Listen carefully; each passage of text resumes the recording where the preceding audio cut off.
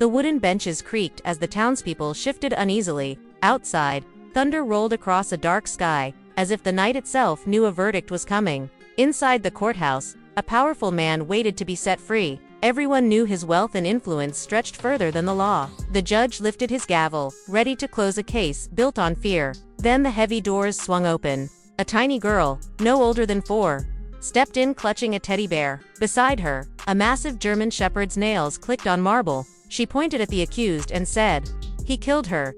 The courthouse smelled faintly of old varnish and rain-soaked coats as the trial of Gregory Hail dragged into its 4th week. Every day the townspeople packed the benches, drawn by a mixture of dread and morbid curiosity. Hail wasn't just wealthy, he was a kingpin whose money reached every corner of the county. Politicians owed him favors, shopkeepers feared his wrath, and neighbors spoke his name only in whispers. The charge was the brutal stabbing of Mrs. Eleanor Palmer, a gentle widow who baked bread for the local children and kept her garden full of bright marigolds. Evidence should have sealed the case, but witnesses retracted statements, files mysteriously vanished, and the prosecution's key exhibits were misplaced. The judge himself wore the look of a man who wanted justice but felt the invisible strings of Hale's influence tighten with every passing hour. The air on the final day was electric and oppressive. Ceiling fans hummed without relief. Reporters scribbled notes they feared no one would print. The jury members avoided eye contact with the gallery. Hale, dressed in an immaculate charcoal suit, lounged in his chair, his smile a silent taunt. He tapped a manicured finger on the defense table, as though counting down the minutes to his freedom. The victim's sister sat rigid on the front bench, clutching a handkerchief until her knuckles blanched. Behind her, neighbors who once traded recipes with Mrs. Palmer now bowed their heads, ashamed of their silence. Every soul in the room knew the truth, yet felt powerless to speak it. Judge Whittaker cleared his throat, lifting the gavel with deliberate slowness. The prosecutor's eyes flicked toward the door one last time, a desperate, hopeless reflex. No miracle witness had come forward, no hidden evidence would appear, and then a low groan of iron hinges. The grand doors creaked open. A hush swept the room. Rain-soaked air drifted inside, cool against the heavy warmth. All heads turned as a little girl stepped forward. She was perhaps 3, maybe 4, her small rain boots squeaking softly on the marble floor. In one arm she cradled a worn, one-eyed teddy bear. At her side patted a German shepherd of remarkable size and poise, his coat shining black and tan under the courtroom lights. The bailiffs hesitated. "Stop her," one whispered. The other shook his head without knowing why. Something about the child's unwavering gaze froze them in place. Step by deliberate step, she advanced toward the front, her eyes clear, steady, unblinking, locked on Gregory Hail. The room held its breath. Hail arched an eyebrow, an amused smirk tugging at his lips. "What circus is this?" he muttered, loud enough for those nearby to hear. The girl climbed the first step to the witness area, her dog sitting obediently beside her, ears erect, body coiled. Judge Whittaker leaned forward. "Young lady," he said gently, "do you know where you are?" She nodded once, clutching the railing for balance. "Yes," she said in a voice soft but sure. "This is where you stop bad people." A ripple of astonishment traveled through the gallery. "And why have you come?" the judge asked. She lifted a trembling finger and pointed straight at Gregory Hail. "Because he killed the lady next door." The words cracked through the air like a thunderclap. Gasps erupted. A reporter's pen clattered to the floor. The judge's gavel struck wood once, twice, demanding order. Hale leaned back, laughter spilling from him, brittle and cold. "This is nonsense," he said, waving a dismissive hand. "A child's fantasy."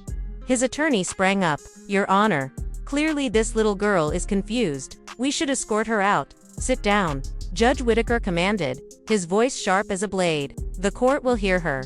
The girl tightened her grip on the railing, teddy dangling. "I was at my window," she began, her voice trembling but growing stronger with each word. "It was night. I couldn't sleep. I saw him. He had a shiny knife. He went to Mrs. Palmer's house. I heard her scream. Then I saw him do this." She mimed a downward stabbing motion. Small fist clutched around invisible steel.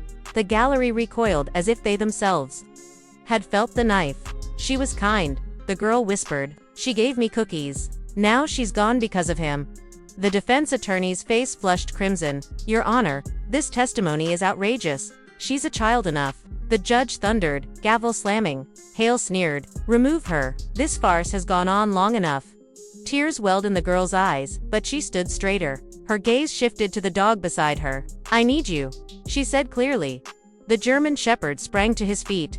A deep, commanding bark rolling through the chamber like distant thunder. The sound vibrated in the wooden benches and silenced every voice. He padded directly toward the defendant's table. Hale stiffened as the dog circled him, sniffing the air with sharp, deliberate movements. "Control that beast," Hale snapped, but the quiver in his voice betrayed the first crack in his confidence. Without warning, the dog darted toward a side exit. Confusion rippled through the crowd. Seconds ticked by like minutes. Then the nails on marble sound returned. The shepherd reappeared, muzzle clamped around a long, steel-bladed knife streaked with dried, rusty blood. The courtroom erupted. Reporters shouted. The victim's sister gasped aloud. Bailiffs rushed forward to secure the weapon, eyes wide with disbelief. The judge leaned forward. "Forensics," he ordered. Within minutes, technicians confirmed the impossible. Fingerprints belonging to Gregory Hail pressed clearly into the handle. Hale's face drained to a ghostly white. His shoulders sagged. Sweat dotted his brow as the mask of arrogance shattered. The judge's gavel fell one final time. "Gregory Hail, you are found guilty of murder. Sentencing will be immediate." The gallery exploded in a roar of release applause, sobs, cheers of long-stifled relief. The little girl dropped to her knees and wrapped her arms around the heroic dog's thick neck. Tears streamed down her cheeks, this time not of fear but triumph.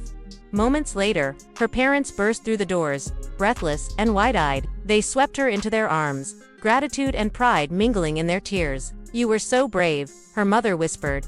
Outside, the rain had stopped. The clouds thinned to reveal a sliver of moonlight, as if the night itself acknowledged the courage of a child and the loyalty of her steadfast dog. Justice once thought impossible had finally pierced the darkness. Did this gripping story give you chills? Like this video to celebrate the fearless little girl and her heroic German Shepherd. Comment where you're watching from, and share what you'd do if you witnessed such a dramatic twist in real life. Subscribe for more true stories of unexpected heroes, courtroom shocks, and moments where justice triumphs against all odds. Your support helps us uncover and share powerful tales that remind us courage can come from the smallest voices and the bravest hearts.